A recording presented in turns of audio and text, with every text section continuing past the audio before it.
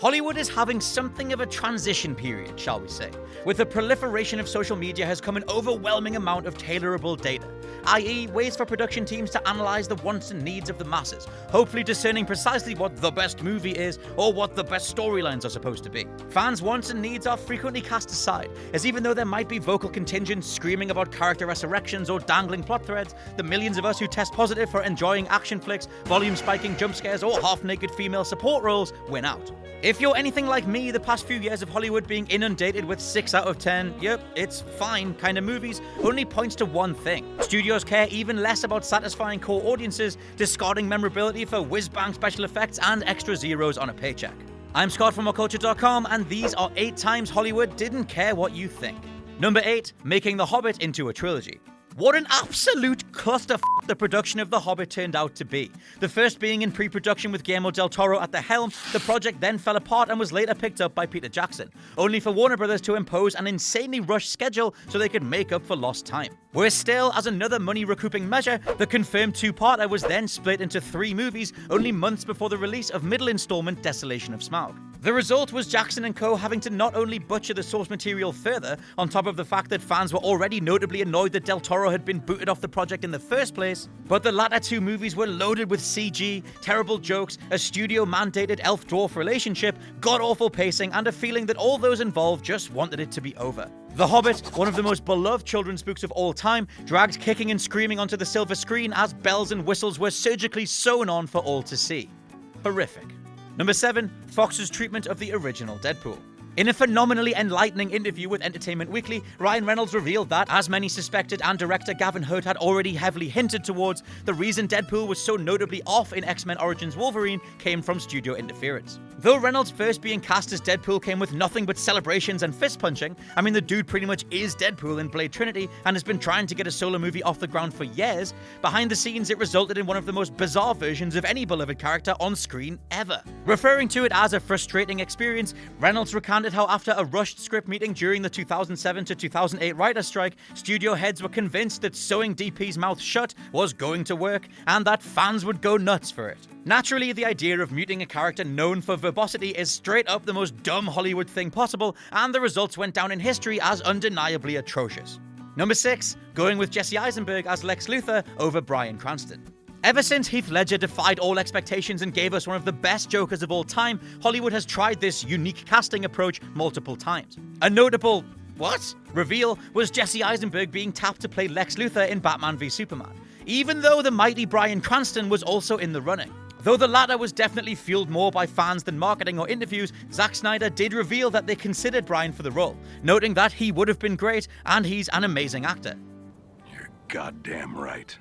Well, yes, Mr. Snyder, it really was staring you in the face, wasn't it? Cut to the official announcement of Eisenberg getting the role after all, and not only did fans lose their minds, but anyone taking a cursory glance at any picture of Lex before comparing it to Jesse would see the two were universes apart. Maybe Hollywood just needs to accept that Heath Ledger was lightning in a bottle, and actively trying to replicate his chemistry will always result in a laughingstock. Number 5, Universal turning their horror icons into superheroes. Nobody wanted this. Or rather, once we realized that Universal were plumbing the depths of their back catalogue to resurrect past horror villains as superheroes, it was alarm bells all round. Because actually, taking The Mummy, Frankenstein, Creature from the Black Lagoon, etc., and doing a schlocky but fun Hammer horror would have worked a treat. It certainly did with Freddy vs. Jason, though obviously that's never going to win any awards. Sadly though, we not only got word that Universal wanted some of that Marvel money, and were prepared to retrofit whichever known names in their possession to do it, but they released a shockingly bad superhero action trailer to prove their intentions. Bonus points if you can sit through this. Thou shalt rise again. Without laughing. Understandably, and thankfully, this entire endeavor was taken out back and shot after The Mummy lost $95 million. Number 4, cutting away from Godzilla's first fight. Sometimes subversion can be fun, it can be memorable, talked about for decades, and ultimately worthwhile. I mean, just look at Luke Skywalker losing to Darth Vader, or the entire end of Infinity War. However, where this goes sideways is the likes of 2014's Godzilla, where it appears that Gareth Edwards, for some unknown reason, really didn't look like he wanted to shoot a Godzilla film. Case in point, the airport scene.